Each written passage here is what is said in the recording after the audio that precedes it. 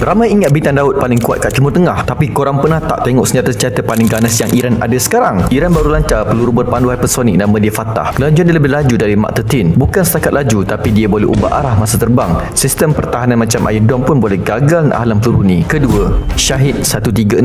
Ini drone kamikaze. Shahid 136 kecil je, tapi boleh terbang lebih 2000 km bila dia masuk ruang udara. Radar pun susah nak kesan, meletup bila sampai sasaran. Rusia pun pakai drone ni dalam perang Ukraine. Ketiga, Sergil 2. Kalau Iran nak serang dari jauh, dia ada Sergil 2, peluru berpandu balistik 2 peringkat. Jarak dia boleh sampai ke Tel Aviv, Doha, Riyadh. Jauh gila kan? Dan dia guna bahan bakar pepejal, senang digerakkan. Keempat, Bavar 373. Untuk pertahanan, Iran bangunkan sendiri sistem Bavar 373. Ini macam versi mereka sendiri untuk lawan pesawat dan peluru berpandu. Dia boleh kesan 6 sasaran serentak dalam jarak 300 km. Pesawat siluman pun boleh dikesan. Kelima, Moharjir 10. Ini drone yang boleh terbang 24 jam non-stop. Boleh bawa 300 kg bom atau peluru berpandu. Iran guna drone ini untuk serang dan intik musuh dari jarak jauh. Korang rasa negara mana yang paling gerun bila tengok senjata Iran ni? Atau mungkin ada lagi senjata rahsia yang kita tak tahu? Jangan lupa subscribe Nazar Share untuk kisah-kisah menarik.